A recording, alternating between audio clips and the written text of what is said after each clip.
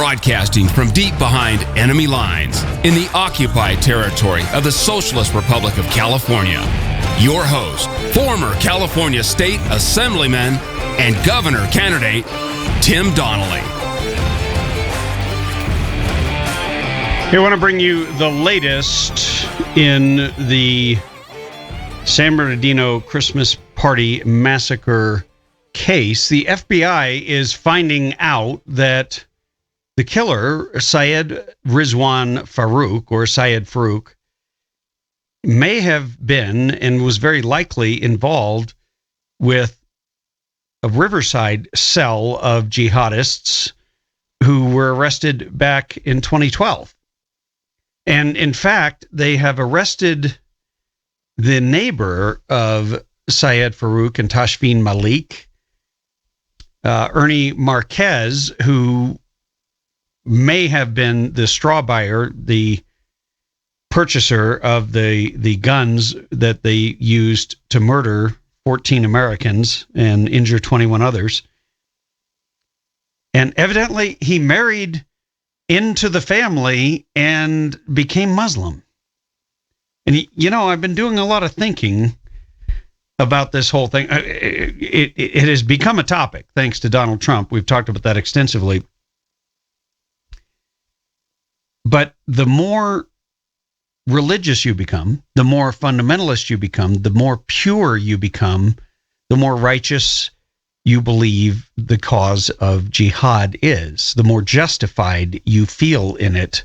And we don't know. You can't tell by looking at anyone whether or not they are at that advanced stage of deciding that they're going to kill their friends and neighbors or their coworkers. And that's a scary thought. But we're Americans. We don't run around being afraid. And I'm sick and tired of hearing the left stream media talk about fear-mongering and how we are operating based on fear instead of what's really happening, which is anger. There is a tremendous amount of anger that is being focused on the federal government in particular. I mean, how in the world did the FBI investigate, find these terrorists, and miss out on the social media links, the little sphere, because evidently this jihadist they arrested back in 2012 was a recruiter for the Islamic State. And they were stopping people, I believe they stopped 4 individuals from actually traveling to Iraq to join ISIS, to join the fight, to join the actual jihad. And I guess because they didn't look further, they didn't think to look. I don't know. I can't answer for them, but it does beg the question. Why do we spend so much money? Why do we spend so much time on and give up so much of our civil liberties to this national security, what sometimes feels like a Ponzi scam, where we have the government chasing money. They want money from us. They want us to hire more and more people to go and do this. But then the politicians stop the actual boots on the ground law enforcement from doing their job. And I have a feeling that we may find that it was the very political correctness that Frank Gaffney talked about, that Robert Spencer talked about, that Pamela Geller talked about. And thank God for Donald Trump, because he is breaking the stranglehold on political correctness. Man, is he being demonized right and left.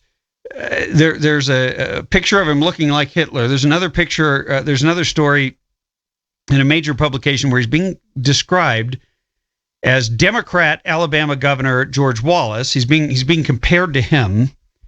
The left is in.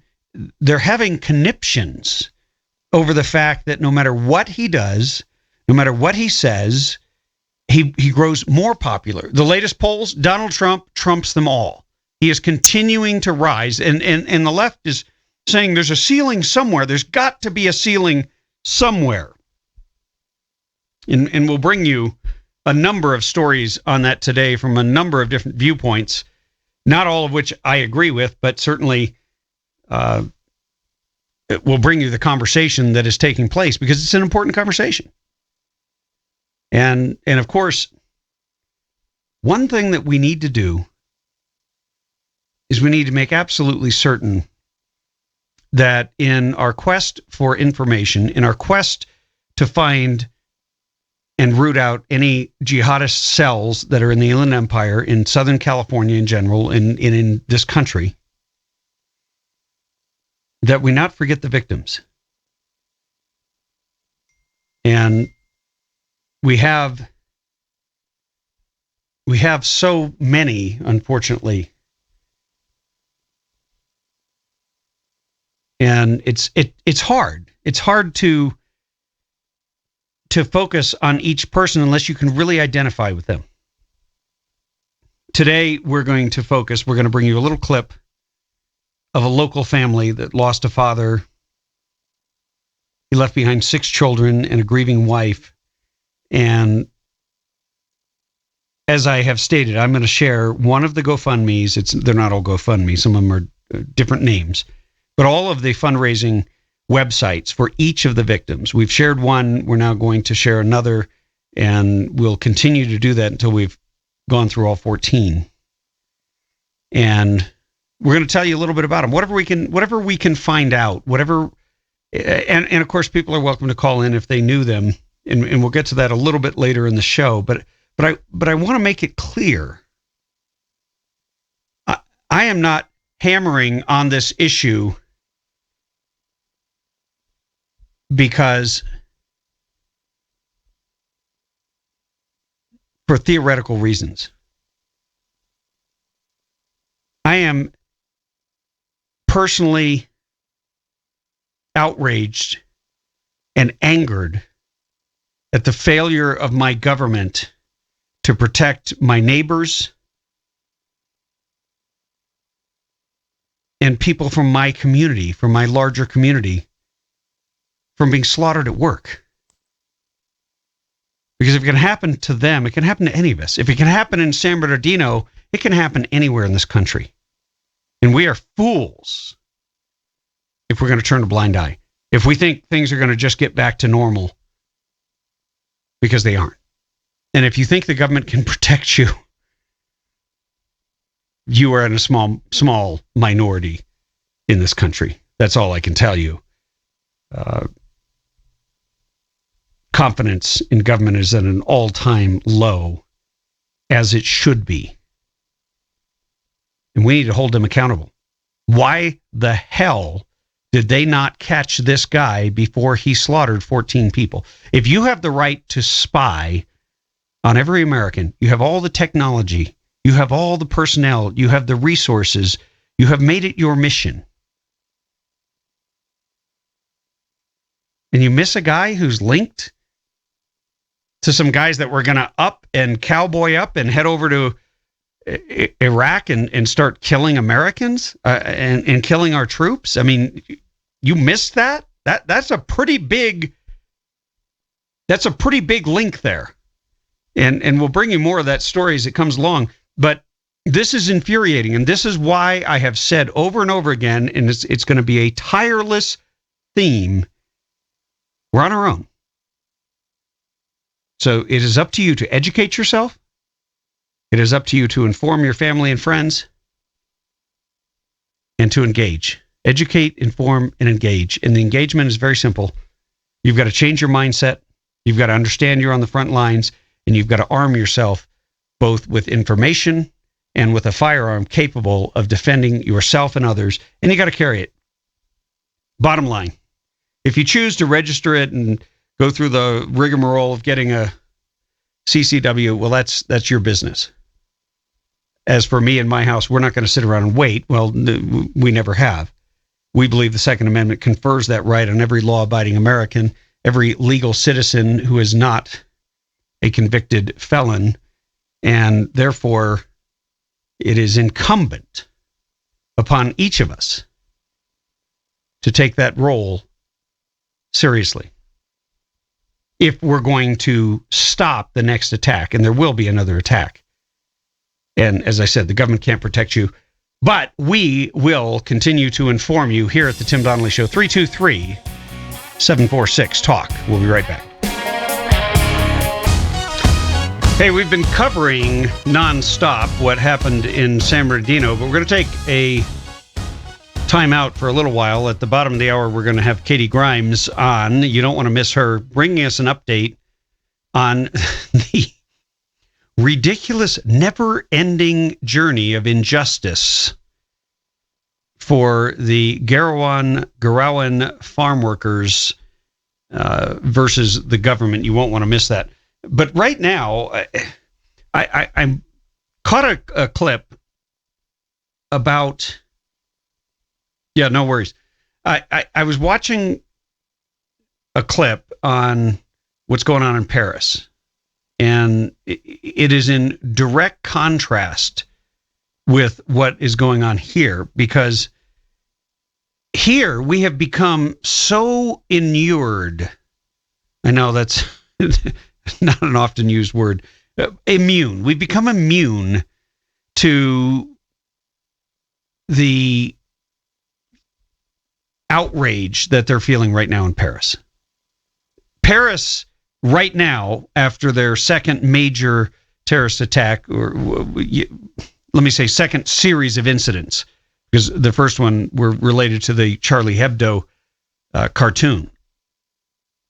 And then you had the second where you had multiple locations, but I'm essentially describing it as one attack. They have a post 9/11 attitude. And we've gone back, we're not even pre 9/11. We've gone on to some citizen of the world where we don't want to offend anyone for any reason, even if they murder people in the name of their religion. We will not cast aspersions on those religion. I mean, the founder of Facebook came out and said, I support the Muslims. And I'm like, hey, F you. You know what? Go F yourself. I don't care if you support Muslims. This is not about Muslims. It is not about Islam.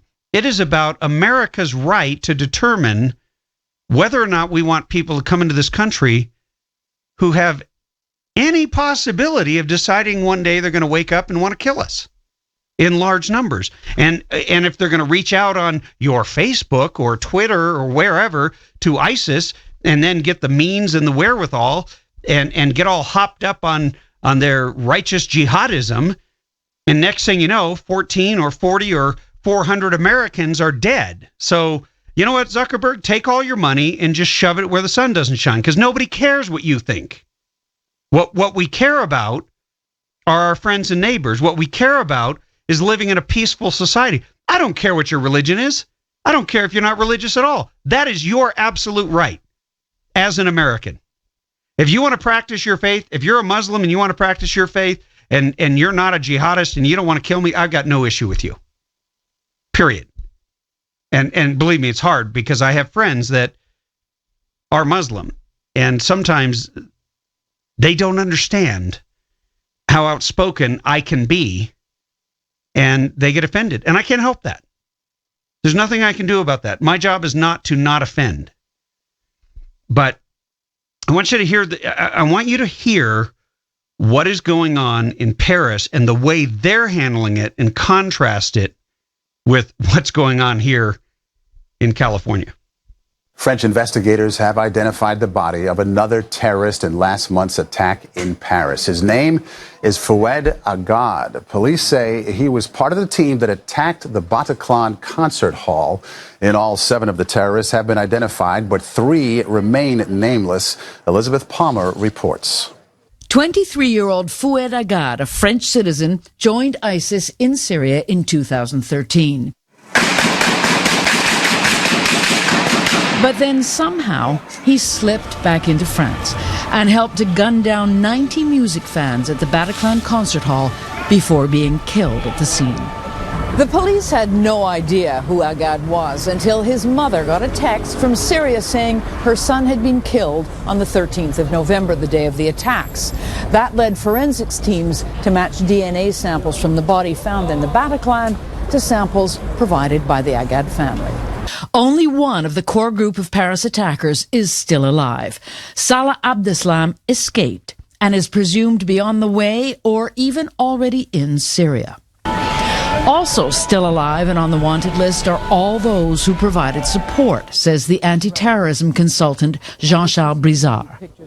Probably more than 20 individuals have been involved in a way or another in terms of providing logistics, support, transportation, financing for this network. One such suspect is Mohammed Abrini, seen on surveillance video in one of the terrorist cars 2 days before the attacks. With more than 2,000 property searches in less than a month and more than 250 arrests, the pressure is on anyone in France who's been to Syria or has links to extremists. But there are more than 10,000 of them. So the French intelligence services would have to grow by what? Double? Triple? To handle the problem? At least it won't be sufficient. We need around 20 to 30 agents to follow 24 hours a day, one single individual.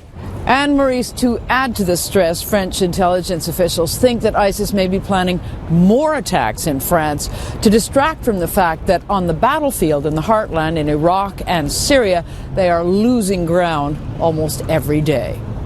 Elizabeth Palmer for CBSN.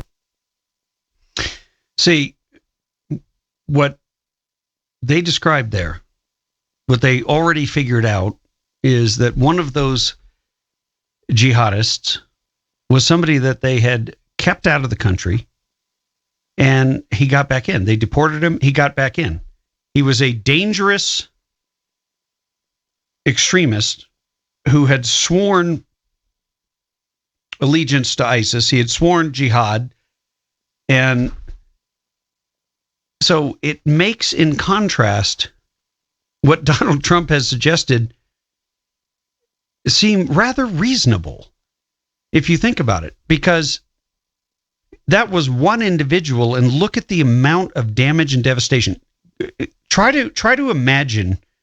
We have 14 families right now that are grieving the loss of a loved one. In many cases, the breadwinner in the family, or whatever. I know these days both parents work, so, but whatever, a person, a parent, a father, a mother, a husband, a wife, and someone who was working and bringing income into the family. So that's going to have its own kind of devastation on the families. But multiply that by 10, now you have 150 families who are in that situation in Paris.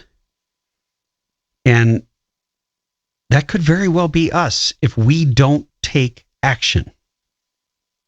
And I think that's why Donald Trump is surging ahead again in the polls, because not only has he pushed on reforming immigration and barring Muslims from entering, but he has been the only one who's been such a staunch supporter of closing down and protecting our borders. Absolutely critical. Hey, stay tuned. We will have Katie Grimes coming right up after this break. Hey, our next guest is someone who needs no introduction, but I usually never give her one, so I'm going to. Katie Grimes is the Flash Report senior correspondent. She's formerly an investigative journalist. Well, she is not formerly an investigative journalist because that's what she does every day. And then she blogs and writes columns about it.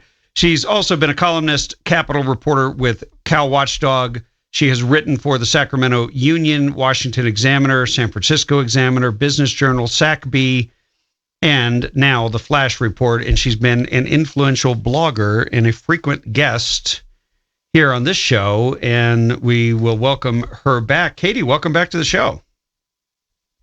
Katie, are you there? Just give me a second here and see if we can. Katie, do we have you? Yeah, that's weird. I don't know what to do. This is.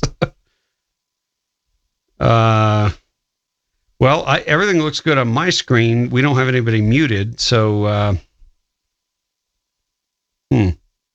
we'll try this thing again. We'll take this system down and bring it back up and see if we can hear you, Katie. Just hang in there. Sean, if you could do that, let's see if we can get her on the air. But let me tell you a little bit about the story she's written, which is something that you would think this is really has the makings of a script made for a movie. I mean, you've got Hispanic farm workers who don't want to be unionized. You've got the UFW, who is gone from 50,000 members down to 3,000. And it's unbelievable that they would target two of the biggest fruit producers in California. They have refused to count the votes because the farm workers said, look, we don't want to be unionized. The UFW is trying to force them into unionization to double their membership. And they're saying, we don't want to be unionized. And that's it. And let me try this again. Katie, can you hear us? I'm here. Okay, good, because you're going to do a better job talking about this story than I will. Hey, sorry, technology is always great right up until it doesn't work. And that is not Sean's fault, by the way. That's technology that was created somewhere else and is always a source of frustration. But we are thrilled to have you with us. Look, this story just gets curiouser and curiouser. You've got these farm workers.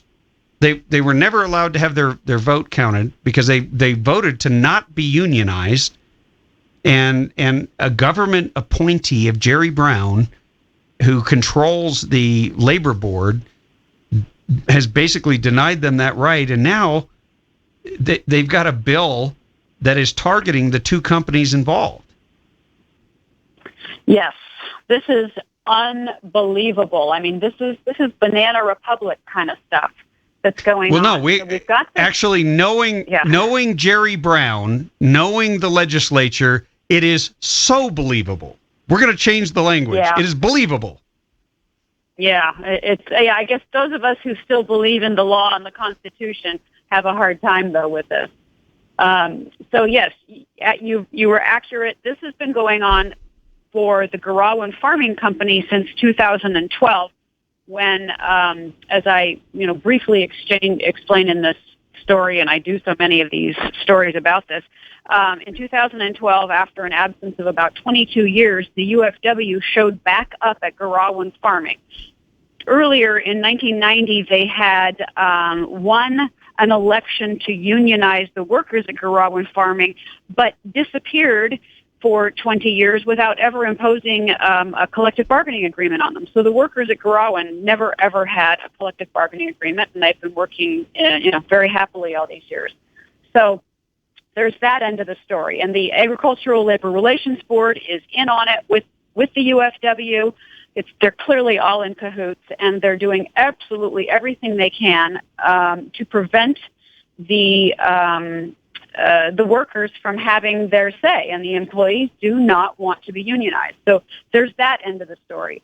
Then, flash forward to 2015, we have an Assembly Bill 1513 by an Assemblyman Doss Williams out of Santa Barbara.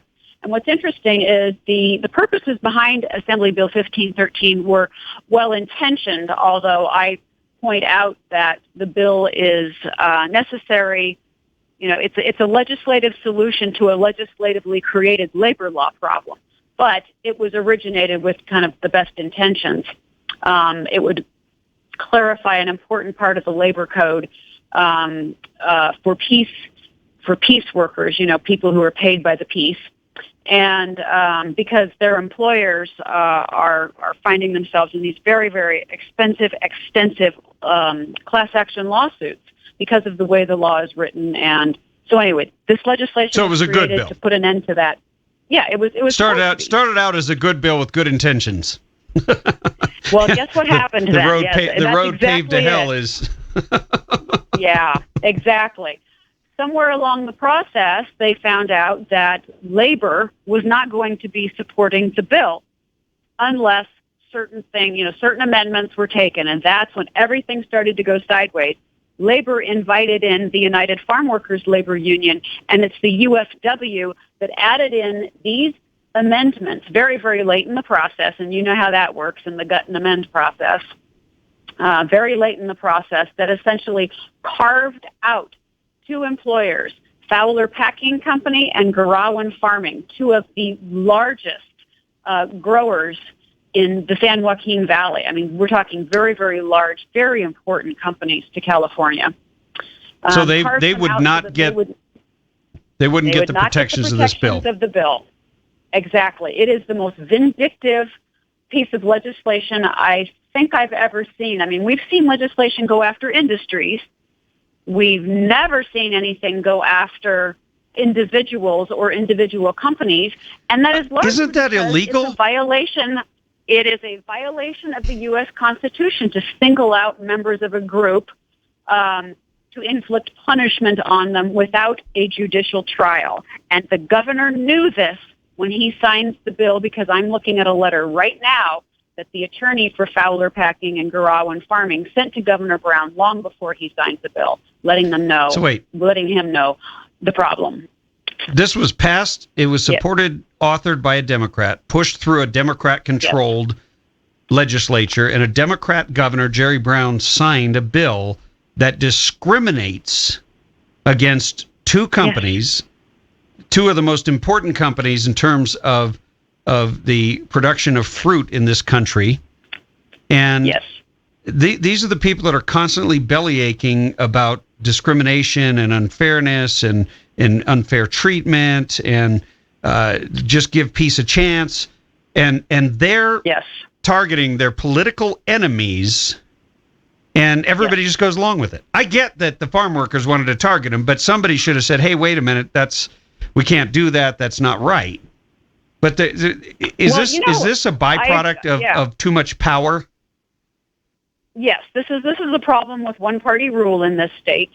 And it's interesting because I talked to Assemblyman Jim Patterson, who you know, from Fresno, who is just apoplectic about this bill, because not only was this thing just railroaded and rammed through the legislative process at the very, very end of the session, it wasn't even given the proper hearings, never got to hear it in Assembly Labor, and he was fully prepared to stand up and make a stink and expose the ugliness of it.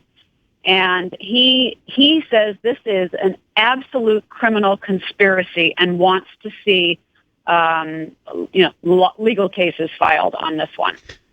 Well, it clearly is. And it's interesting because I spoke with Dan Garawan back when I was running for governor. And of course, when you run for governor, you try to get as many significant business owners to back you as possible. And he told me at the time, he said, I'd love to come out. I'd love to come to your event. I'd love to write you a check. But if I do, I'm afraid that Jerry Brown will target me, and I feel like we're really close to something good happening, and this is all going to go away, and I'm going to get back my life. And now isn't that amazing? He never supported me. He went on and played the game, and he has been demonized and harassed. I mean, he was so frustrated. He was telling me, I just want to close the whole business, shut it down, and start something new, that they can't do this to me. Mm-hmm. I know. And the Fowler Packing Company folks are saying the same thing. I mean, Garawan's been around since 1938. The company has. Fowler Packing's been around since 1950. These are long-time family-owned and operated businesses. They're not doing anything wrong, and yet they are being so grossly targeted by an absolute criminal enterprise in the UFW, the United Farm Workers Union. And it doesn't, as I think I mentioned to you when we were communicating yesterday, there is something really, really odd that a tiny little labor union, which is dwindling, it's down to 3,300 members. They're practically bankrupt. The governor actually signed a bill to pay for their health care plan for the next 5 years, which is highly dubious as well. But how do they wield this kind of power in the state? How? That is a good... Yeah, no, that is a fantastic question. If you're just tuning in, we're talking with Katie Grimes, who is an investigative reporter, senior correspondent at FlashReport.org. And we will take a quick break and come back with more on this. I don't even know what to call this story. I'm at a loss. I got no words. Be right back. Welcome back. We're talking with Katie Grimes, who is an extraordinary investigative reporter, columnist, blogger, and all-around human being. By the way, Katie, love the Christmas picture from a couple of years ago, but you got to work on that collection, okay? And I'm not into decorating Christmas trees, but I could deck the halls there. That's all I'm going to say.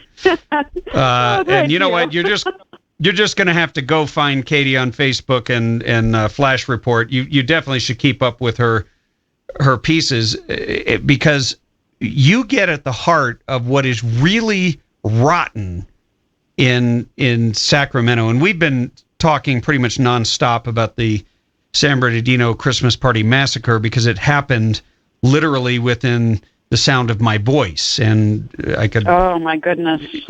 You know, it's up the street from where a lot of us live and work. So it's been hard to focus on anything else. But this is the stuff that you have all these people who say, oh, Jerry Brown's a conservative. Jerry Brown is the most conservative Democrat we have. Jerry Brown is horribly corrupt. And I don't even know if he knows it. He's been corrupted by unlimited power and having a stranglehold on the legislature and the state of California. I don't know why these guys at Fowler and Garawan, I don't know why they put up with it. I don't know why they don't just shut down. And I don't know what else they would do, sell their land or something to somebody else. But the abuse and the harassment is epic. It is. It is epic, and it is so epic that it's very interesting that Garawan and its employees have fought and won a constitutional challenge to the forced contracting provisions under the UFW, the Labor Union Mandatory Mediation Amendment to the Agricultural Labor Relations Act. I mean, they win their cases, and yet these people still will not go away, and the governor will still not lift a finger to put an end to it. And he is the only one who could stop this. And instead, we see things like this bill, which is absolutely nothing more than a legislative effort to strike where the harm is absolutely felt the most. And this is the biggest abuse of the legislative process. I'm just going to try to keep this out in the news until more and more people realize what's going on. This is probably one of the worst things that ever could have happened or come out of the Capitol. So, given that this law, AB 1513, authored by Assemblyman Doss Williams of the Santa Barbara area and signed by none other than Moonbeam Jerry Brown, appears to be on its face unconstitutional. Yes. What's the next step? Or is anyone going to take this to court? Yes. Yes, there will most definitely be a constitutional challenge. But unfortunately, Tim, and you saw this in your time at the Capitol, even when the Legislative Council comes up with a problem with a bill that is being proposed, a legal problem, the attitude by the ruling party is, tough, take us to court. And that, unfortunately, is what has happened here. I mean, this is a very, very serious violation.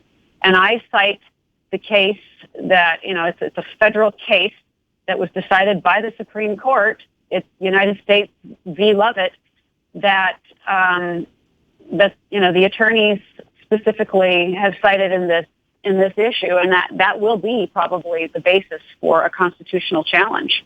But now Garawin and Fowler have to pay for this again. Yeah, and that ain't cheap. No. They're having to budget very, very large legal bills into their annual budgets because of this governor, this legislature, and this insane union domination. And what is their crime again? Their workers are happy. Yes. They treat them well. And the unions, they will not accept that. And I point out in the second story that I did on this, the kinds of things that these companies do for them.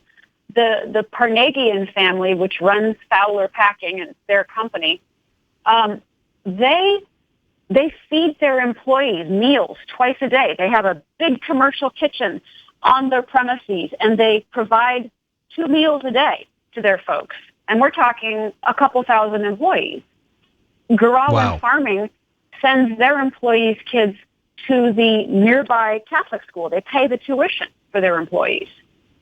I mean, these people do really good things just because they want to, and they don't even, they're almost uncomfortable when I bring it up because they don't do it to say, look at what we're doing. They do it because they like their employees. They care about them. They want to keep them. Katie Grimes, thank you for bringing us this outrageous injustice. Keep up the great work. Hey, welcome back to the show. You are tuned to the Radio Free California Network. I am Tim Donnelly, your host, former California State Assemblyman and radio governor here in the state of California. Many people really wish, I bet the Garawins and others wish that I were the real governor because they're being harassed, vilified, and these guys that employ 5,000 people apiece are being driven to the brink of bankruptcy, all because Jerry Brown loves power. But we're going to switch gears here, and in a minute I'm going to bring you an update on the latest in the San Bernardino Christmas Party Massacre. But right now I'm going to go to the phones. We got Mike in Wrightwood. Mike, welcome to the show.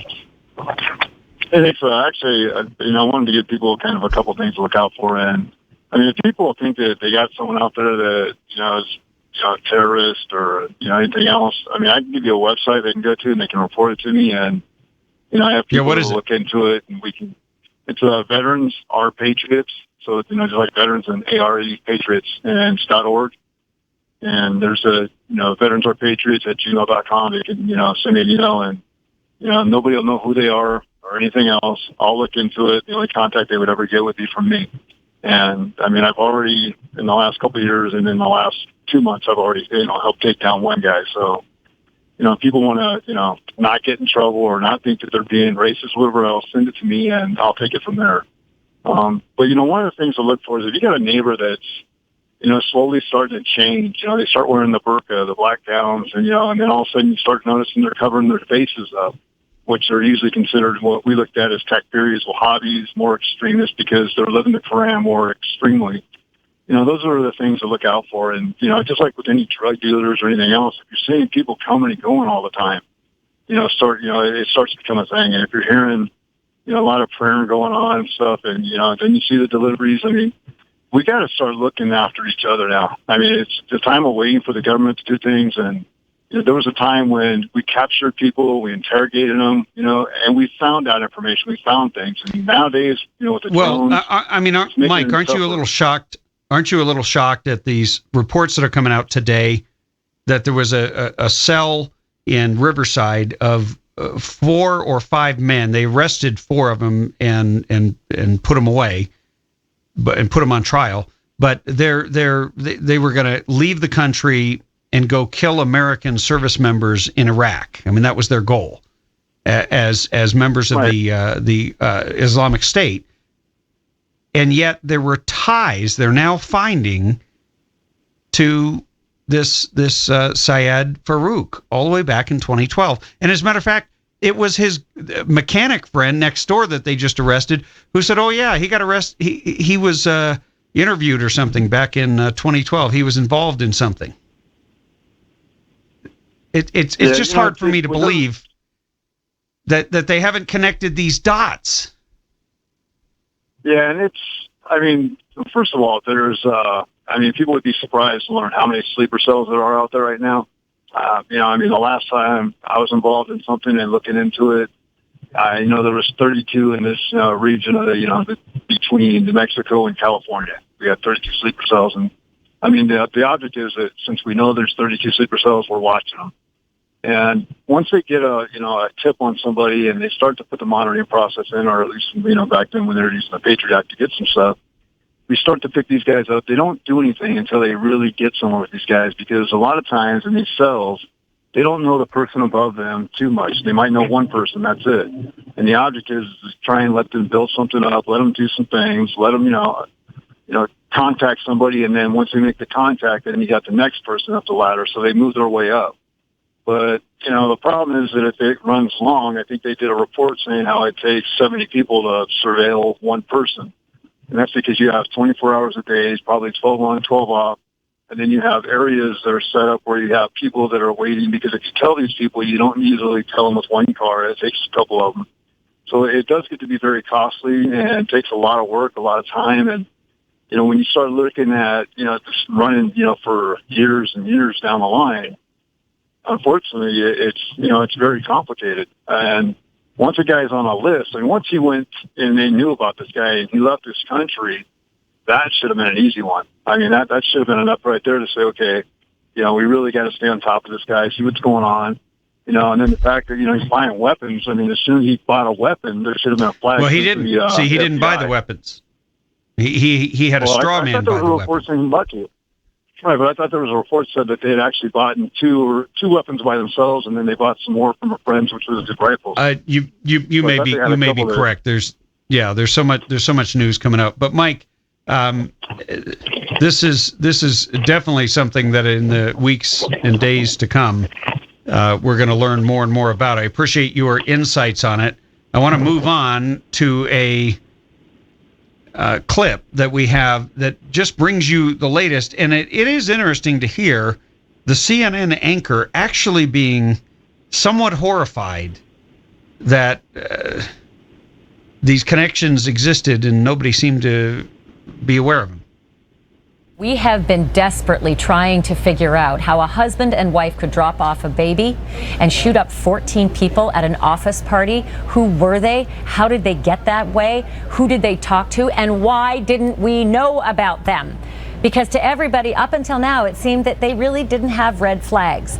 And now it turns out there may have been a big red flag. Our Evan Perez is live in Washington, D.C. right now. You've been working your sources, particularly what the FBI are now doing to link him, and when I say him, Syed Farook, the male part of that husband and wife killer duo, to another group of terrorists, or at least terrorist plotters, who were arrested. There's actually a link, and we didn't know about Syed Farook. That's right, Ashley. And that's a question now the FBI is urgently trying to answer. Like, why didn't they see perhaps a link between this earlier group that was arrested in Riverside, California in 2012 and Farook? I'm told that the links were essentially a social circle for the recruiter in that Riverside group. These were 4 men. Actually, there were 5 initially that were investigated. 4 of them were arrested in 2012 with planning to travel to Afghanistan to join Al-Qaeda, and the FBI rolled up that plot and said, it was over, or thought they had arrested everybody associated with it. But now they're taking a second look at that case, and in particular, this recruiter whose name is Sohail Kabir. He was sentenced earlier this year to 25 years in prison for his role as the recruiter, helping to radicalize a group of people who were trying to travel to join Al-Qaeda. And now the FBI wants to know a little bit more about what Kabir's relationship was with Farook. We're told that they were part of the same social circle, and that is one reason why the FBI is taking a closer look. They also want to go back and interview people who were associated with that case to see if there were other parts of this that make sense now, perhaps an indication of a network that Farook could have been a part of. Again, we should emphasize that this is still an early part of this investigation, and one of the things that they've been looking for but haven't really found is any indication that ISIS or any other terrorist group overseas either directed this attack, this San Bernardino attack, or in any way was in direct contact with these two attackers, Ashley. And there you have it. We've been talking about it all day, and it has to give you pause when you find out there are so many of these potential sleeper cells. There are so many people who could be radicalized at a moment's notice. They could be activated. You can't look at a person and know what's in their heart. And so until they actually act, I don't know how we're going to be able to effectively stop them when they are already here. It's one thing to stop them at the border, as Donald Trump is saying, and he's gotten into he's turned the entire Congress on its head. They're dancing to Donald Trump's tune, and we'll get into more of that when we get back from this break. But it's rather comical to watch the Congress reacting to the man who is not yet president, but seems to be the only one that is making any waves. 323-746-TALK. We'll be right back after these messages. Well, Donald Trump has them all spun up in Washington, D.C. Patrick Leahy, a Democrat from Vermont, proposed an amendment to a bill that has nothing to do with anything. It had to do with some kind of nuclear energy. And he proposed this. Here's the language. The United States must not bar individuals from entering the country into the United States based on their religion, as such action would be contrary to the principles on which this nation was founded. He further went on to say that global migration is a human right and a civil right, and that the so-called immigrants' rights, meaning immigrants who have not yet come here, they have rights in the United States, evidently, according to Patrick Leahy, must be supreme to the rights of sovereign nations to determine who can and cannot enter their borders. I've never heard of anything. It's like giving them a global right to immigrate. Now, there is no constitutional right to immigrate here. There is no right at all to immigrate here. It is subject to the control and the invitation and the acceptance of the nation in which you're trying to enter.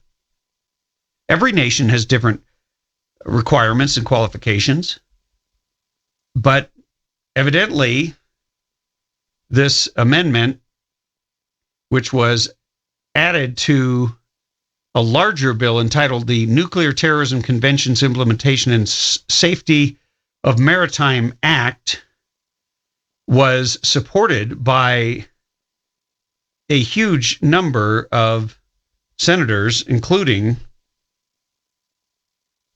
Jeff Sessions, Ted Cruz, David Vitter, Tom Tillis.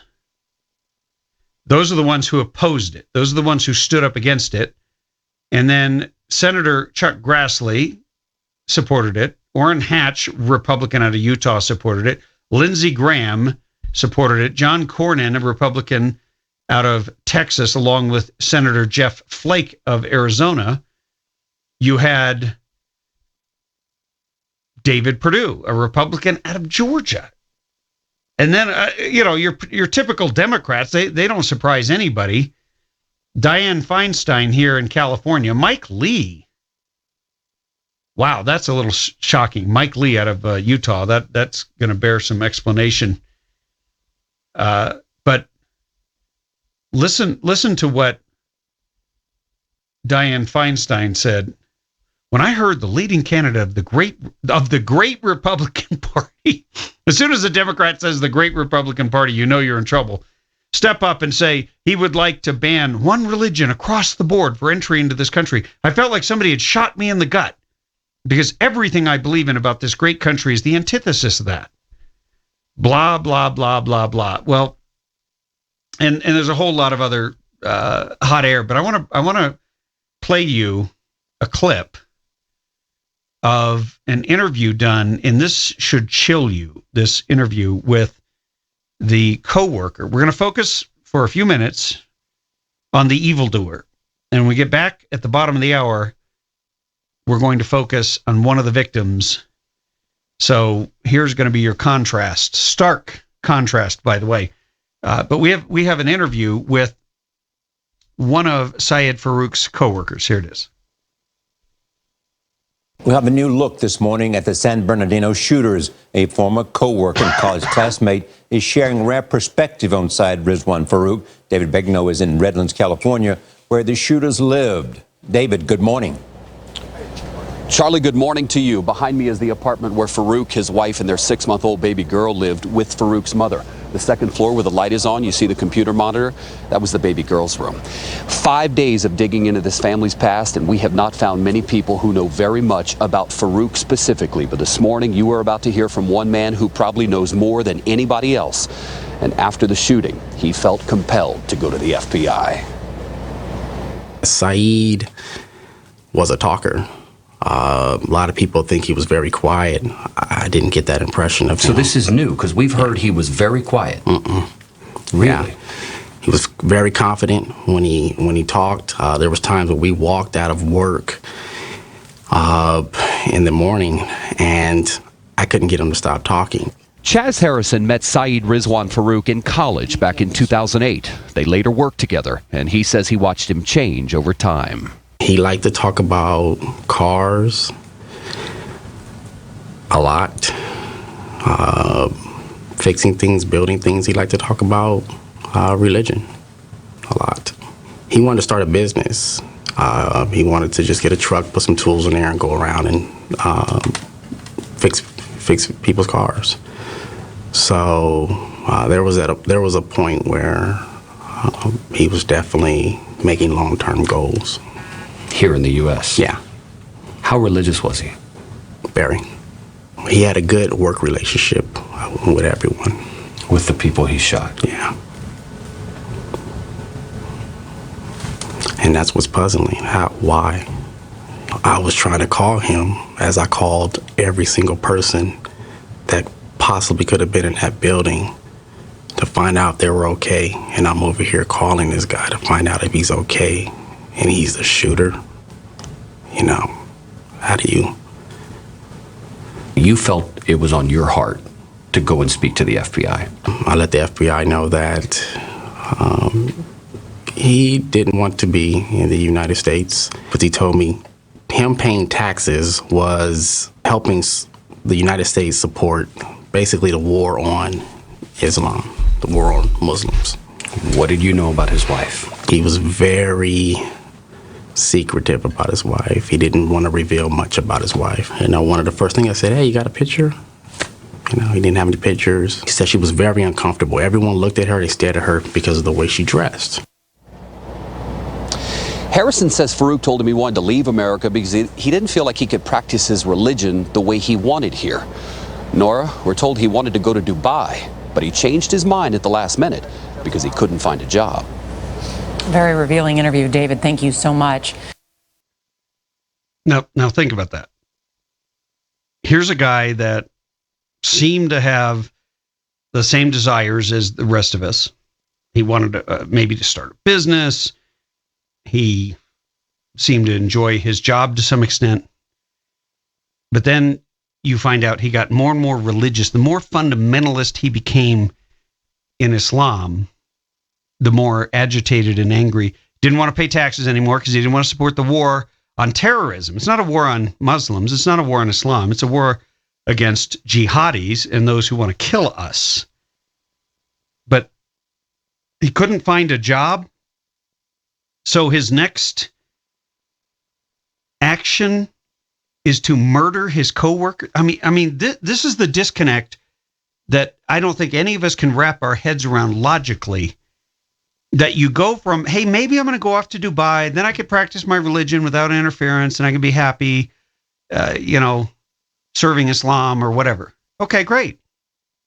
That doesn't work out, so you kill 14 people. He tried to kill more than twice that number. But it just sounds so chilling coming from his coworker, somebody who could be one of our neighbors, somebody who could be dead.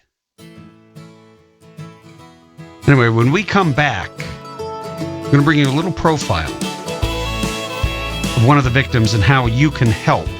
323-746-TALK is our number. We will return.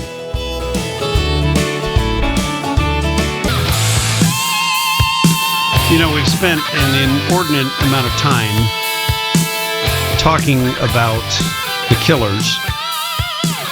And that's natural. We don't want this to happen again. And we are trying to figure out everything we can about the people who did it, not just their motivations, but who helped them. And how deep does this really go? And what can we do to root it out and stop the next attack before it happens? And that's what we do as survivors. Now, I say survivors. I wasn't in that room, and most of you were not in that room, but some of you might have been. But we survived an attack on our community. We survived an attack on our way of life. And now, in addition to figuring out what the next step is, we need to take a moment and reflect on the lives of those who perished in this horrific tragedy. And it's a tragedy, even though it is also a crime. It is also an act of terrorism. But to the immediate families, and the family that I'm going to talk about comes from my small mountain community of Lake Arrowhead, Twin Peaks, Crestline, Running Springs, the mountains. And his name was Michael Wetzel. He was an extraordinarily young man in his 30s, very well liked. He attended the Church of the Woods, and he was someone that, if you just look at a picture of him, and I did not know him personally, even though I had probably met him in passing. My wife knew of him from soccer. He was a coach. He was that kind of person who stepped up. And he has now left behind 6 children. His wife, Renee, she's actually an extraordinarily courageous person. She went on CNN with Anderson Cooper. And there's nothing about this that's easy. When first of all, she's become a widow. She's had to tell her children and plan a funeral and then figure out what to do with the rest of her life. And she's, of course, being surrounded and bombarded by people. There are multiple websites. Our community is an amazing community. There are multiple websites. I've only put up one, and there are several others listed. So I'm asking everyone that is able to do what they can to help the victims. Whether you choose to help this family or another family, I'll just leave that to you because there's so many. And I'm going to try to bring you a little snippet on each. And I've posted it up at my personal Facebook page. It's on my public figure page. And it is at a website called youcaring.com. Help the Little Mamas support the Wetzel family. They've raised over $335,000. Which sounds like a lot of money unless you really figure this is a big family. They've just lost the primary breadwinner, and they need the ability to be able to get through this and have some kind of a life, because the dad was who was going to provide that. But listen to the mom talking about him. It's absolutely heartbreaking, but she had the courage to go do an interview with CNN. And I was deeply impressed What do you want people to know about Michael?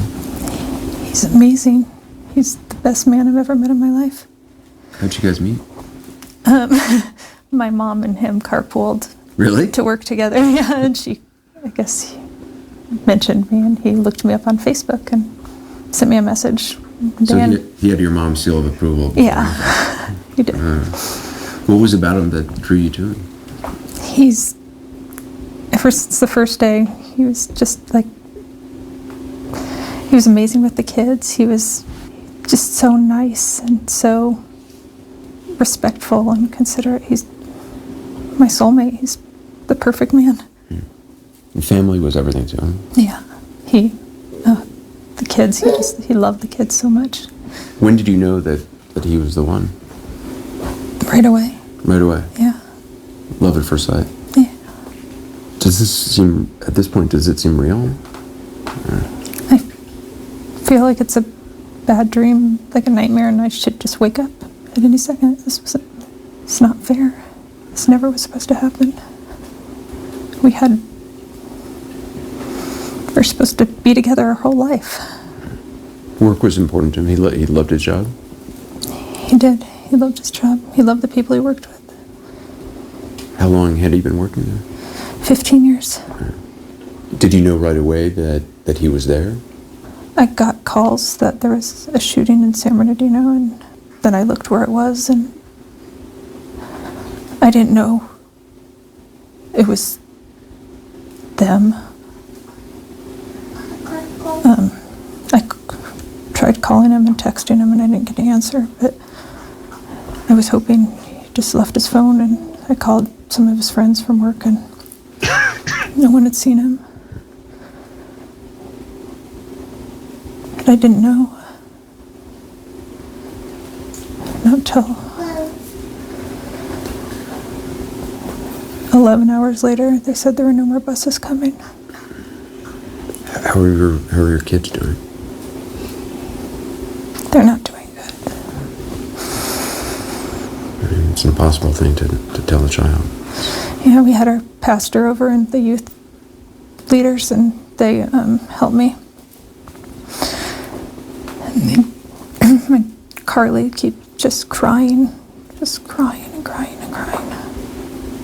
I lost my dad when I was 10, and it's something that to this day, I think about every single day.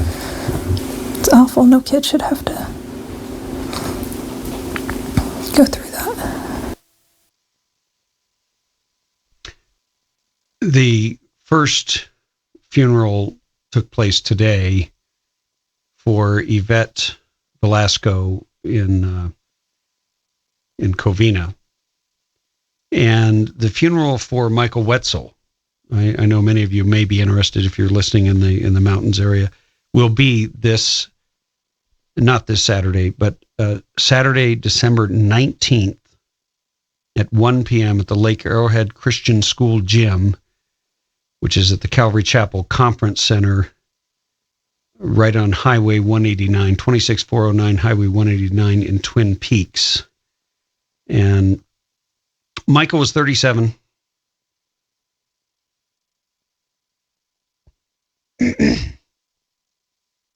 Leaves behind children ranging from 1 to 14. And, when something like this happens, it's our responsibility as the community to step up and be there for those kids in whatever way possible, not just money, but they need support. Can't even imagine what they're going through.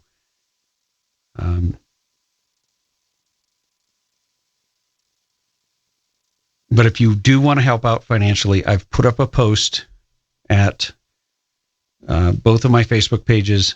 Later on today, I'll put it up at timdonnellyshow.com so that you can easily link it there. But we can also hold this family up in prayer. They're going to need that, not just right now, but after all the interest dies down and they're just left alone, and then That's when it's going to be really tough.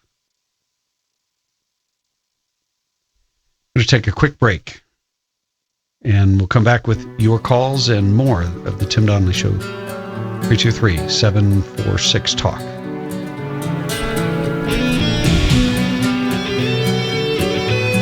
Hey, welcome back to the Tim Donnelly Show. We're going to switch gears here. And if you missed the previous segment, if you want to help the family of one of the victims, the family of Michael Wetzel, 37, 6 children, left behind a loving wife, soulmate, you can go to my Facebook page and go to timdonnellyshow.com. There's links there.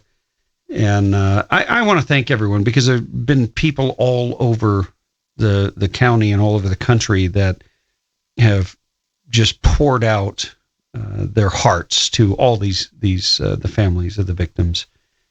And it doesn't matter how different we might be, because we all become one in that moment. But one of the things we talk about a lot here is, what can we do? And there was an interesting discussion I heard from some experts on this topic, and I thought it was worth bringing it to you. It'd be clip number 3, the post-attack. What do we do about the threat of ISIS post-attack? If you've got that, Sean, if we could roll that. Welcome back to Face the Nation. I'm John Dickerson. We're back now with CBS News security analyst Michael Morell, former National Security Advisor to President Obama, Tom Donnelly, and former Homeland Security Advisor to President George W. Bush, Fran Townsend. Tom, I want to start with you. Give me your assessment of where things are now with the fight against ISIS. Well, okay, and we'll take into account the points that Michael made. I think that the terror threat has evolved and metastasized. We undertook a very aggressive effort through 2 administrations against al-Qaeda. Had a lot of success with respect to that, but this is now, as I said, evolved and metastasized.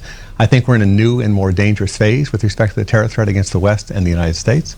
I think that's manifested itself in ISIS moving from a focused agenda around building a so-called caliphate in the area of Iraq and Syria to an external agenda. And I think that's what we've seen. Since they basically announced they were going to do this since last August, they've been, by my count, have launched attacks in 10 countries. And just in the last few weeks, we've seen attacks at Sharm el-Sheikh, in Beirut, and then in Paris, which have resulted in the loss of life of 400 people just in the last few weeks. So we are in a new and more dangerous phase, John. Fran, what do you make of this new phase? Well, and I think what it underscores, to Tom's point, is that you can't have a multi-pronged approach to fighting ISIS any longer. This notion of the president's agenda of having Iraq first before Syria, I think what you're seeing is the global threat is emanating out of Syria. You must have a Syria first policy now. You must, in order to disrupt the global threat.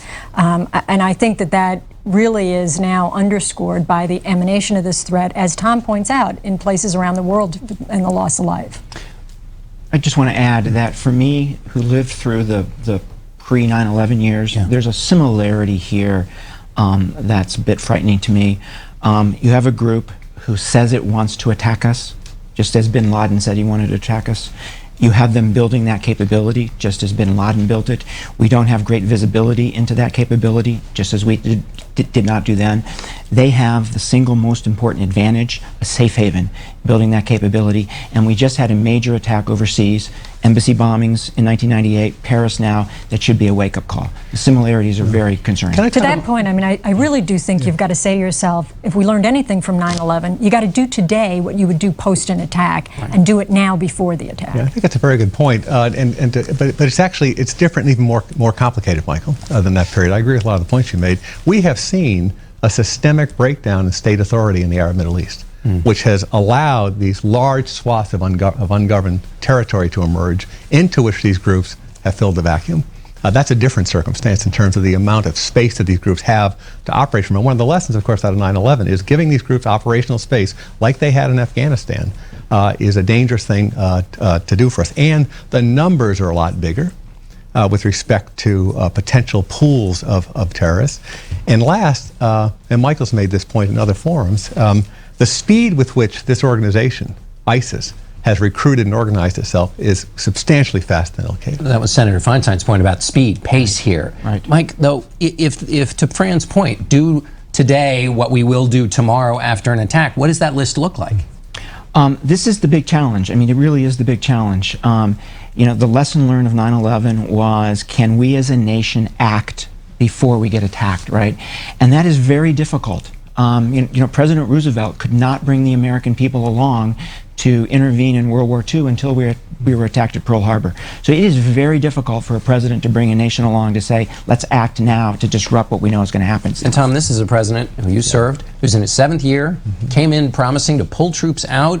I mean, does he have the energy for this fight if it calls for much more? Well, he certainly has, certainly, and the circumstances have evolved and changed as we've been discussing. And there are a number of things that need to be done. And both the President and the Secretary of Defense have said that the effort needs to be intensified in Syria and in Iraq, to Brandon's point, especially in Syria. It is critical for us to break the narrative of success of this organization. And to do that, you need some victories, including taking down their capital in Raqqa, Syria. And I do think we will head towards having more direct support for these efforts by American Special Operations Force. But to do that, the president would have to acknowledge that the current strategy is failing, right? In order to revitalize and intensify it, you'd have to acknowledge, right, that what we're doing isn't producing the results fast enough. To Mike's point, it has to have a sense of urgency. There's two things we have to accomplish here to squeeze these guys and degrade these guys. One is we have to put pressure on them in the safe haven and shrink the safe haven. Right? That's lesson learned number 1 of defeating Al-Qaeda in South Asia. Lesson number 2 is you got to remove the leadership in rapid succession. Right? Those are the 2 things you have to accomplish. The thing that I thought was most significant in that whole discussion was that we need to do now what we would do after an attack. And I think that was the best advice. And we need to compel those in power to take this threat seriously. We need to get the Congress off the side of political correctness and onto the side of national security. And look, you can have a balance. We can have a balance between actually properly, adequately preparing for a threat and preserving the civil liberties of all Americans, which is a fundamentally important thing, period. But also preserving our image as being a welcoming country. We are a welcoming country. We're an amazing country.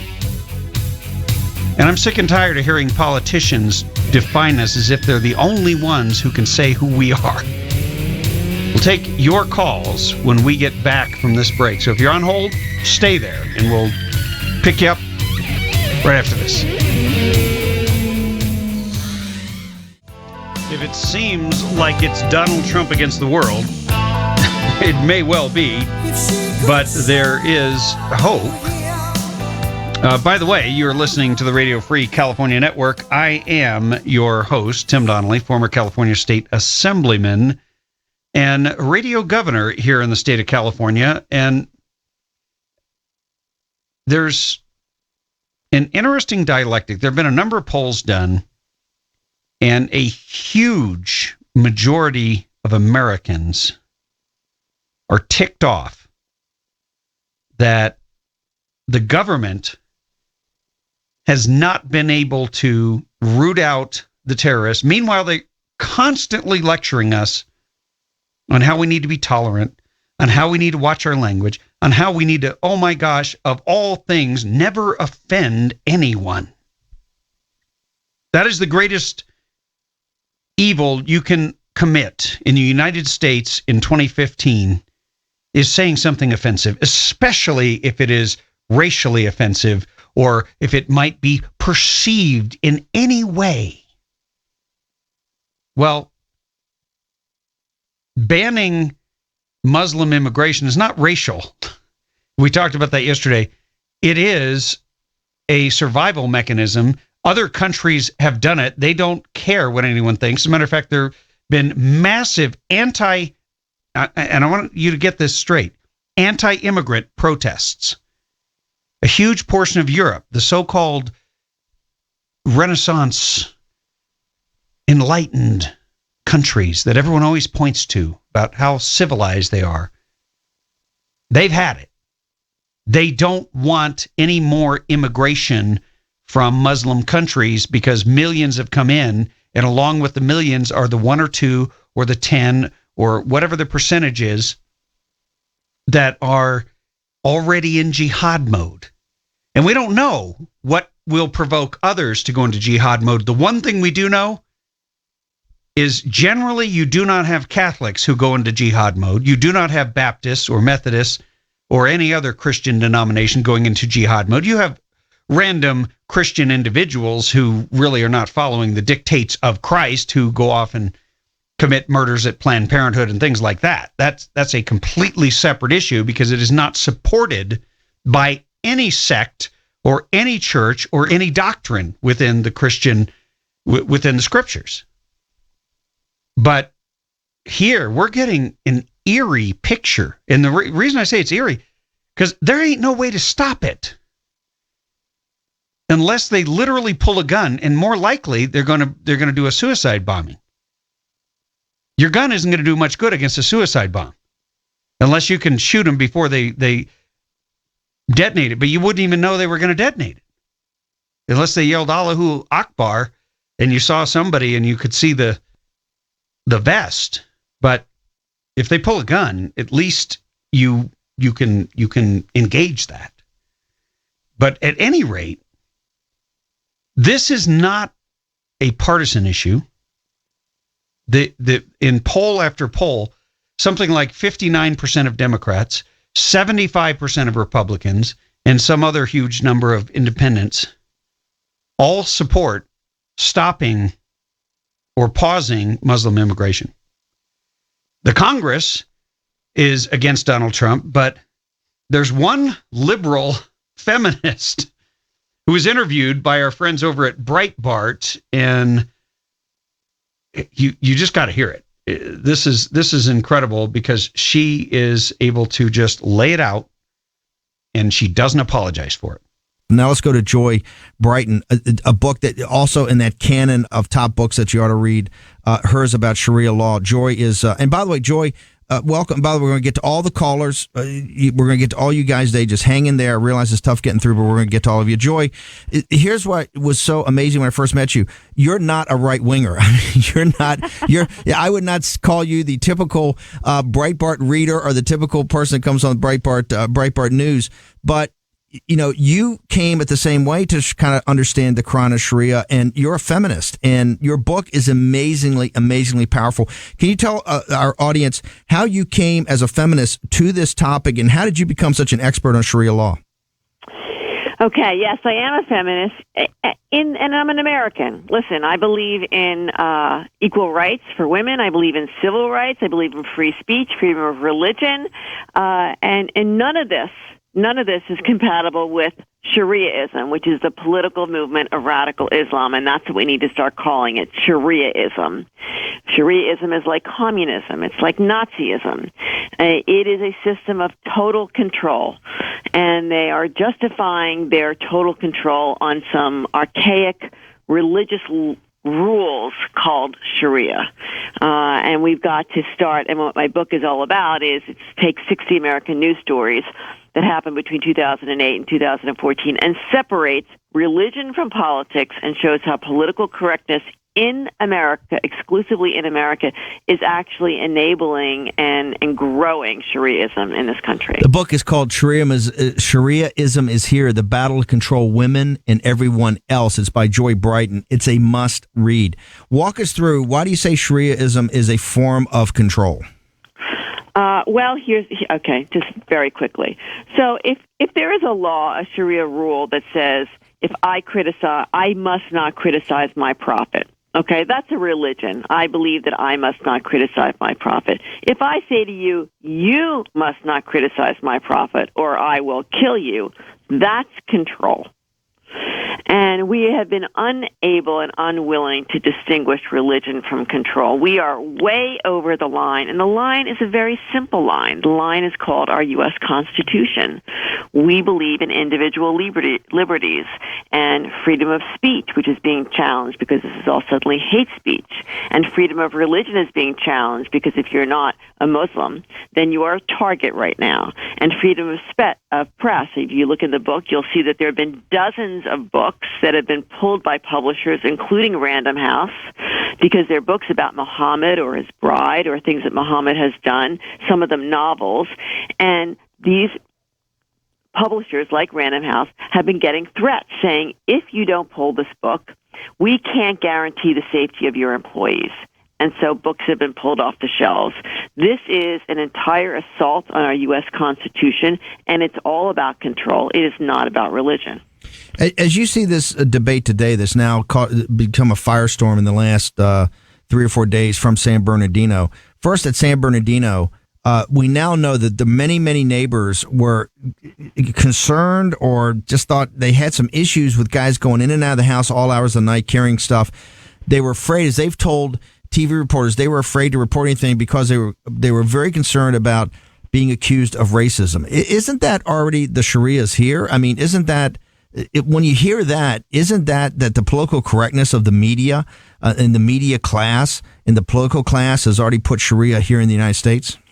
Well, again, I say Shariaism, which is the political movement of Sharia. It's like this complete, total movement of control. It absolutely is here. It's been here since September 11th. I mean, just the mere fact that we're afraid to speak out. One of the rules of Shariaism is don't criticize Muslims, Islam, or anything else. Again, think about Nazism. Think about communism. What is their most important and powerful tool? Silencing political debate. Silencing. You say something negative about the communist leaders, the Nazi leaders, you will be hauled off. It's very, very powerful, and that's exactly what's happening in this country. Political correctness is really just censorship. We are censoring ourselves, and we are fearful, and therefore we are being censored. This is the beginning of this is a totalitarian regime. And one of the things, and I think a number of your callers really had really nailed this one, which is, let's stop talking about our government and all these terrible things that are happening. We need to start talking about what to do about this, which really no one's talking about. What do you think about, before I let you go, we got to get a bunch of callers in. What do you think when Donald Trump throws it out there, hey, we got to take a moratorium and just kind of lock down here and figure out what we got here in this country. We shouldn't have any more immigration, at least on a temporary basis, of Muslims. And there's a firestorm. All the media's heads are blowing up, yet every poll number shows 2/3 of the American people think, hey, that sounds like a pretty good idea to me. Well, there's such a huge disconnect between the American people on this topic and the media class and the political leadership. What do you think of Trump's comments? I think that Trump's comments are striking a chord, and I think in the privacy of your voting booth, you're going to see people starting to vote for Trump. Listen, when someone comes out with a statement like that, the response should be, well, I don't agree with that, but here's what I think we should be doing. Instead, what we're doing is we're shooting the messenger. And this is the problem all along. Listen, let me just say real quickly, there's some things that we should be doing to protect our country. The first thing is when a terrorist, kills someone in this country or terrorizes someone in the country, the entire extended family must be deported. That is the way. It's very humane. You just get everybody, you put them on a plane, because it's only the family members, the extended family members who want to stay in this country that can police their own family members. That has to happen. The Muslim Brotherhood needs to be, talk about a ban, the Muslim Brotherhood needs to be shut down in this country. We look at our coalition leaders, Saudi Arabia, the Emirates, and Egypt. What did they do when ISIS first popped its head up? They banned the Muslim Brotherhood, and yet we are not willing to do that. And the second thing they did is designate CARE as a front group for the Muslim Brotherhood. Did they not? The United Arab Emirates. Yes, they did. The United Arab Emirates. And yet CARE goes on Fox News every day. They go on CNN every day. They go on MSNBC every day. They're treated by they're quoted in the New York Times every day. And the only place in media that designates them a terrorist organization is Breitbart News every time they're mentioned. That's right. And they are a Muslim Brotherhood front group, and that's what needs to happen. And, here's, political correctness. The mosques. 80% of the mosques in this country are owned and operated by Saudi Arabia. We know that the leadership in 80% of the mosque is radical. In my book, you'll read quote after quote after quote from imams around this country. Here's an example from an imam in Washington, D.C. If you don't give us justice, if you don't give us equality, if you don't give us our share of America, if you don't stay out of our way and leave us alone, we're going to burn America down. This is not just one imam in one mosque. We're seeing this all over the country. We've seen this for at least 5 years at a minimum going on here. Joy Brighton, the book is Shariaism is Here, the battle to control women and everyone else. You've got to get it. Joy is going to become a regular, trust me, on Breitbart News Daily and on Breitbart. Her common sense and what has to happen, she cuts through it all. Joy, thank you so much. I really appreciate you taking time. Thank you, Stephen. And thanks to everyone who's listening. We all need to be talking about this publicly and loudly. And you keep safe. And That's that Joy was Brighton. By the way, Joy Brighton is no right-wing kook. That was a joy to listen to Joy, who is a liberal. She's a classic liberal, and she says this isn't about religion, it's about control. She sounds like one of us. She is one of us. We, the Americans, who are going to do something about this. We're going to take a quick break. Be right back with more. 323-746-TALK if you want to get in on it.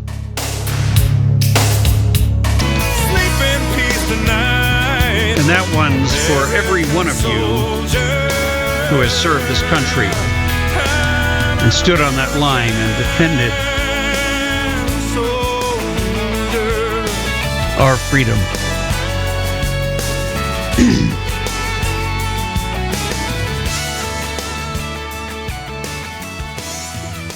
I mentioned a poll earlier.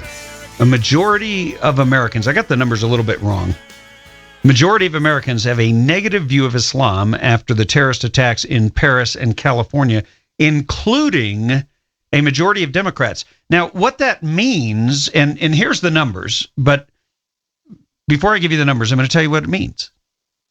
And of course, you're smart. You're listening to the Tim Donnelly Show, so you know what it means. It means that Donald Trump doesn't need the GOP to win. He needs the Republican voters and their base, but he's going to have a crossover into independents. He's going to have a crossover into Democrats. And here's the interesting thing, because I believe that these concerns are linked. These are not, the vast majority of Americans are not bigots. They're not Islamophobes, except somebody actually wrote a Facebook reply on my main big Facebook page, the public one. And you're actually able to write comments. They come up on the sidebar. Let me find this and read this. I thought it was kind of apropos here. He says, I keep hearing this word being thrown around, and I wondered if I might have it.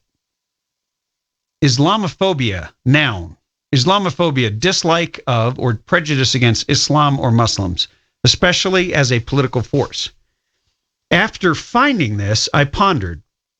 This really didn't seem to be what I thought it was. Therefore, I'm going to submit another definition of what I think this label means. Islamophobia, verb, a person's total, natural, and rational fear of death by bullets, death by explosion, death by beheading, death by running out of ammo, wishing one was dead by any of the first three after being arrested and having to deal with all the court, lawyer, blah, blah, blah. Anyway, it goes on and on. I thought it was great because people are starting to get it. They're sorting through this. They're rejecting the establishment. And in the latest poll, you've got Donald Trump hitting a new high, but you also have anti-establishment.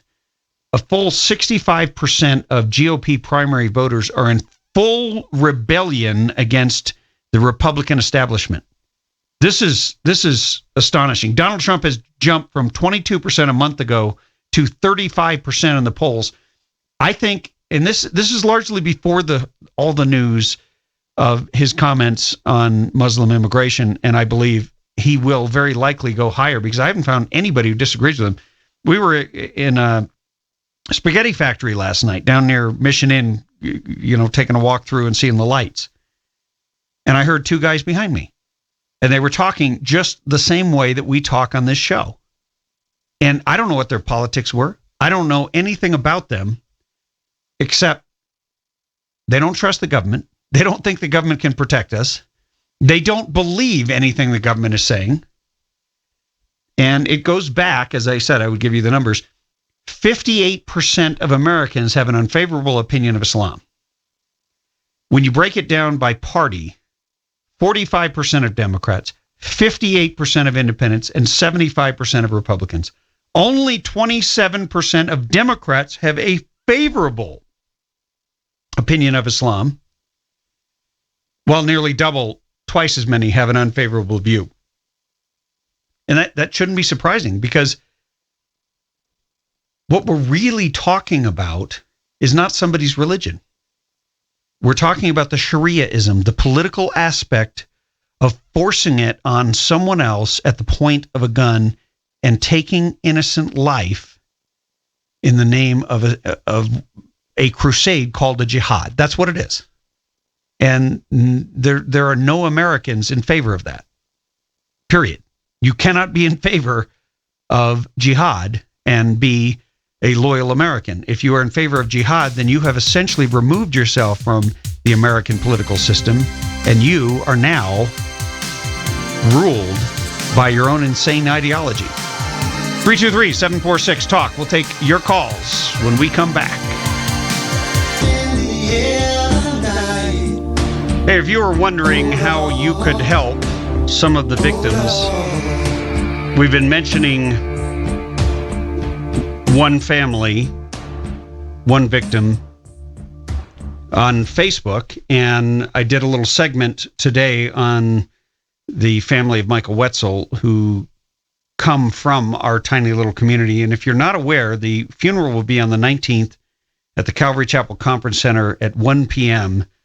on Saturday the 19th. And but go to timdonnellyshow.com, go to my Facebook pages. You can make a donation, whatever you can do to help spread the word. It's an important thing. I'm going to go to the phones here, take your calls. Give me your first name and city. Yeah, I'm Tim in Barstow. Hey, Tim, how are you? Good, and yourself? I'm doing great. Good. Hey, I was listening to your show all day. I love your show. Hey, my wife found information on the internet where our own federal government is supporting, they give tax dollars to build mosques here in the United States. Do you know that? Yep. Yeah, that is an outrage. And there's an agenda, and the government, it's the Republicans, it's the Democrats, all of them want this country to fall. And until we come together, I'm sorry, go ahead. No, you go ahead and finish your thought. No, I was just saying, there's an agenda, and I see what they're doing. They're deliberately drying up California using the program Operation Indigo Skyfold and spraying our skies with aluminum and barium. They're allowing all these people to come into this country that they know are murderers. There's a serious problem in this country, and it's coming to an end. And I don't know what we're going to do. I listened to that I was pretty quiet until now, but when I heard that poor woman talking about her husband dying, it just filled me with anger. And I try not to have anger, but it's just like there is something seriously wrong with this country, and I don't know if it's all the money. I've had the anger since this happened, but today I really felt the sadness and listening to her talking about her soulmate. See, they're a blended family, so I can relate to that, and they're right in the prime of their lives, and the father's plucked away, and he was a good man, he was a decent man, and he was gone. Taken. He's gone. He's gone. Tim, thank you for the call. Thanks for speaking out. And look. There's something that each of us can do, and it starts with us informing ourselves and then educating ourselves. And we need to educate ourselves on the nature of jihadism, on the nature of Islamic fundamentalism, And the reason I say it that way is the more religious people become within this particular religion, the more they believe their so-called holy book.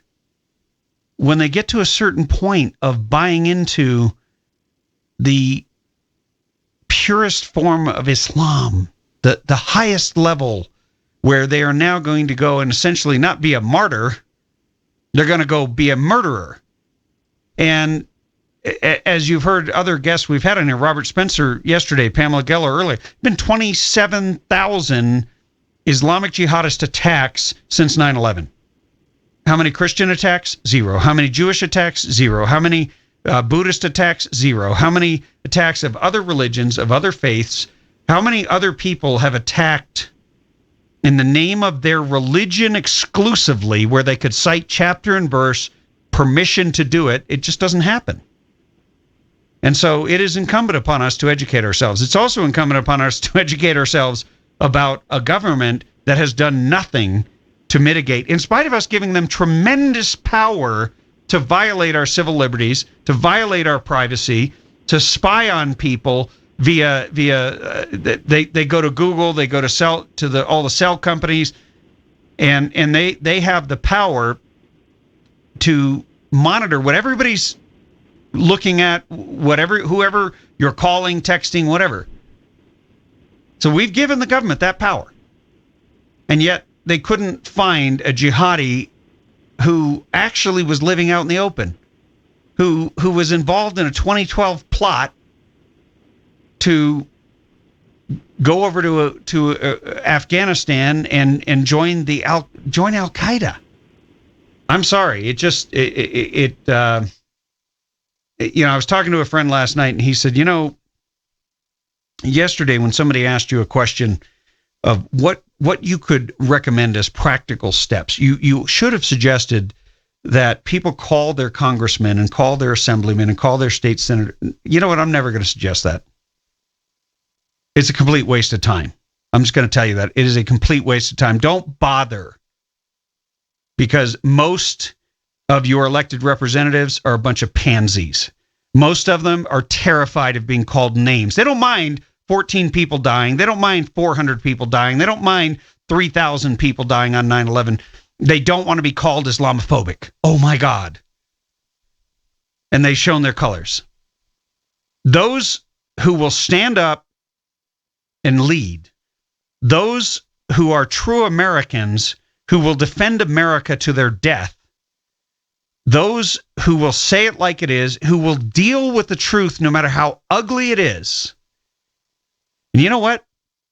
I believe that if we had leaders who stood up and went after this evil cancer that lives within the Islamic community, within the Muslim community, you would probably then get some Muslims, some good Muslim citizens, to actually help in that effort.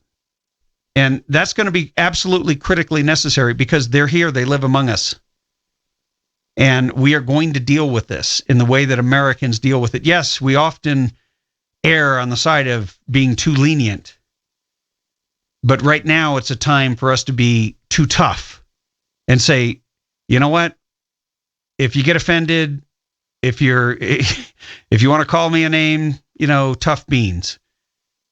Because I can handle names, but I can't handle any more bodies of my countrymen stacking up. I can't handle any more stories about a 37-year-old man snatched out of the prime of his life for no discernible reason. I can't even imagine the devastation that his wife is going through, trying to figure out how she, as a young widow, is going to provide for that family, how she is going to step into the role, not just monetarily. Those kids are going to be scarred for life, just as even Anderson Cooper had that same experience. It affects you for the rest of your life. Your father is not present, all because one guy was filled with hatred and murder because of his religion and his ideology, his political ideology, his Shariaism, whatever it is you want to call it. Well, we're going to tell the truth about it here. And you're welcome to call in and debate if you feel that we're wrong about this. I say bring it on, because so far, every single expert that I have brought on who has discussed this, who has studied this, has come to the same conclusion. There are former Muslims who have brought up many of the same points. I've invited several of them on the show. Some of them are out of the country and difficult to book, but we will continue the education process. We will continue to inform you so that you can come to your own conclusion and then take action and engage as you see fit, because that is the mission and that is the purpose of this show. The phone number is 323-746-TALK. We're going to take a quick break and come back with the final segment here at the Tim Donnelly Show. So if you plan on calling, start dialing as soon as you hear the music coming back from the break, and you won't have to wait long. 2 illegal aliens have been sentenced to life in prison without the possibility of parole for their role in the murder of U.S. Border Patrol agent Brian Terry. The 2 men were found guilty in a federal court in October during a trial attended by the family of Agent Brian Terry. Their names are Jesus Leonel Sanchez Mesa and Ivan Soto Barraza. They were convicted, and they will serve life in prison without any chance of getting out, finally bringing a little bit of closure to this family. Brian Terry was killed a couple of days before Christmas in 2011. I will never forget that day because I had just been elected, and I heard the story, and it was so tragic because, first of all, there was a rumor almost immediately that he had been killed with an AK-47 or some gun that had been trafficked into Mexico. Yeah, you're not going to believe this. Yes, by the United States government under a program called Fast and Furious, which isn't just a creation of the Obama administration, much as I'd like to blame it on him. It does go back to the Bush administration, but basically they bought guns, same thing that they don't want anyone else doing, straw man purchases. They gave them to the narco terrorists who took them across the border. And we're talking powerful weapons, 50 cals and all kinds of things. They were buying them all along Arizona and Texas.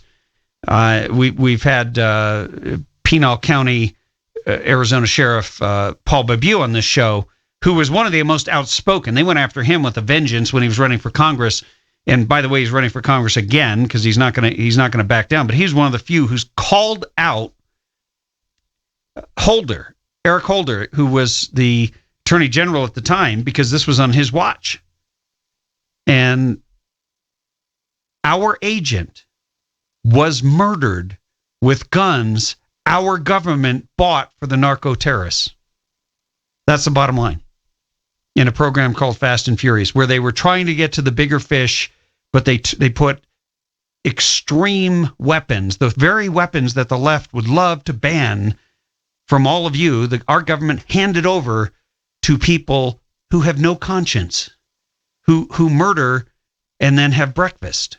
So there is going to be some tiny semblance of justice there, and that's good news. You know, I don't know about you, but and we're going to get into this more as the days go on, but our good friend Pamela Geller put up a great story up at Breitbart.com about the third man, and I'm just going to read it from her viewpoint because it's well written, and if I just say it, then it isn't going to have the same impact. Conspiracy theories bore me. They're an enormous waste of people's time and energy, particularly now at a time when conspiracy fact, the global jihad, is so overwhelming. You don't need fairy tales when reality is so much more compelling, but something smells rotten in San Bernardino. Like many shocked and horrified Americans, I watched events unfolding in real time. There were, from the very first, 3 shooters. Eyewitnesses, police scanner broadcasts, news reports all said the same thing. One eyewitness, Sarah Abdel Magid, gave extensive detail to Scott Pelley on the CBS Evening News. Here's the exchange. I heard shots fired, and it was from, an automatic weapon, she said. We looked out the window. A second set of shots goes off, and we saw a man fall to the floor. Then we just looked, and we saw 3 men dressed in all black military attire with vests on. They were holding assault rifles. As soon as they opened up the doors to the building, 3 of them started to shoot into the room. She acknowledged she could not see a face. He had a black hat on, black cargo pants, and those kind with the big puffy pockets on the side, long sleeve shirt, gloves, huge assault rifle with 6 magazines. I just saw 3 dressed exactly the same. So CBS's Scott Pelley asks, are you certain you saw 3 men? Abdel Magid answered, yes. It looked like their skin color was white. They looked like they were athletic build, and they appeared to be tall. Another eyewitness, Juan Hernandez, saw the same thing, 3 men. He said the shooters, there were 3 men in military fatigues who took off in a black Impala or an SUV. Well, there's a big difference between a black Impala or an SUV. But now, a lot of eyewitnesses get details wrong. But when you have multiple eyewitnesses saying there were 3 suspects, and I remember, and if you were listening, if you were out there, you remember that's what they were saying. And I get the whole white thing. One person says it and it gets whispered around the room. We were watching as police PIOs, public information officers, were getting information from reporters, because it was pretty much whatever you could get on scene, you had to get from whoever had been there before you. And it was just all unfolding live. And so anyway, she goes on, and then suddenly the 3rd man disappeared. No media reports mentioned him anymore. No law enforcement officials appear to be searching for him. He's gone without a trace, and no one has even noticed that he's missing or was ever there in the first place. It's extraordinary. The vanishing of this 3rd man recalls the disappearance of the 3rd man who was involved in the Oklahoma federal building bombing with Timothy McVeigh. And she goes into a lot of detail about that. But in the end, then she talks about how literally within 2 days, the news media is allowed to tear up the apartment. She mentions a New York, an NYPD detective who says he was shocked. I'll tell you why I'm shocked. This is Detective 101, for crying out loud. It looks like there are dozens of people in there destroying a crime scene, which is still vital in this investigation, because we don't know how many other people are connected with this thing. There may be tons of fingerprints in there. We need to look at that. And there's no fingerprint marks on the walls. There's no nothing. Where is the 3rd man? Is he still at large? Are people at risk? Why was the apartment opened up and fingerprint evidence destroyed? Why was the evidence strewn about? Something is rotten in the state of California. We'll have to leave it right there. Thank you to Sean McNeil, my chief engineer, and all of our sponsors and you. God bless you and Godspeed. Tim Donnelly Show, out.